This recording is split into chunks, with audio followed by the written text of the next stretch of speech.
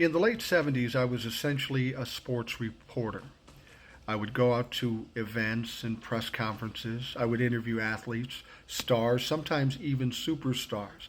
I got to meet a lot of famous people. Didn't become buddies with them necessarily because I was a kid, but I had the opportunity to go up, shake their hands, ask some questions, and be in the presence of these elite athletes. Of all the athletes that I interviewed, there's one that really stands out to me. There was a report that there was going to be a press conference. A great athlete was coming to town, probably the best athlete in his position in the country, bar none at that time. And he was coming to do a press conference, but it wasn't about an event or sports at all. He was promoting a product. Now, with a press conference like this, I wouldn't normally go out to it because there's really no news value in it. But this guy was so big, I said, fuck it. I'm going to this press conference, I'm meeting this guy, and I'm going to interview him. Well, it turns out that athlete was O.J. Simpson. Now, keep in mind, this is 15 years before the whole Brentwood incident. O.J. Simpson was a sweetheart of an athlete in this country. Everybody loved him. He's doing commercials. He's doing movies. He's probably the best running back of all time at that time. And he's coming to town to promote orange juice. Of course he is. So I said, I don't care if there's no news value here. I'm going there. I'm going to meet O.J. Simpson. I'm going to shake his hand, and I'm going to interview. So I went. And not surprisingly, there weren't a lot of press folks at this press conference because it was kind of a throwaway. It was a promotion type thing. So he gives his little speech, and afterwards I go up to him and I say, Mr. Simpson, would you mind if I asked you a few questions? He was very cordial. He said, sure, sit on down. So we're talking a little bit about sports, and of course we got to talk about orange juice too. The best orange juice ever made, whatever it was.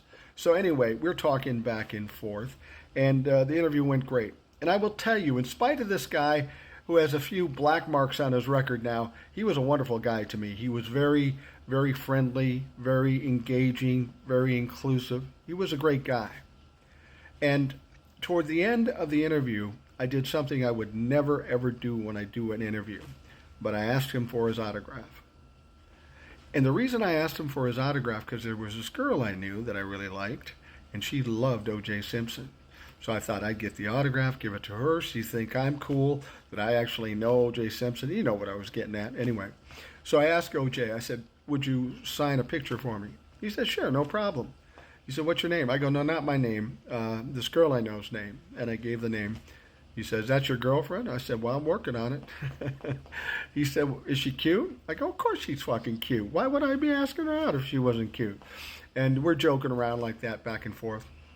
He says, well, you should have brought her down here. If she really wanted to meet me, she could come down here and meet me here. I said, no, Jack, couldn't do that. He said, why not? I said, listen, if I brought that girl down here, you would have a new girlfriend and I would have no girlfriend. So fuck that. That ain't happening. And OJ smiled at me. He goes, yeah, you're probably right. Good move. So he signed the autograph and he went away, and that was it. And from that time on, I really liked O.J. Simpson. I mean, like I say, we weren't best friends, but he was a great guy to me. He was very nice. And then, of course, in '94, the whole Brentwood incident happened. And it got me thinking after that happened, I said, how could I possibly not have seen this dark part of this person? And I realized, having had a father who's a malignant narcissist, these people look really good from a distance. It's not till you get real close and know them really well before you can see the demons that they possess. So OJ was putting on his malignant narcissist performance for me and everybody else he sees normally. But behind the curtains, behind the doors, there was a different OJ, clearly. So I got a chance to meet him. I haven't talked to him since. Of course, he's passed on now. But that always kind of haunts me, how I couldn't see that kind of personality behind him when I was sitting right next to him.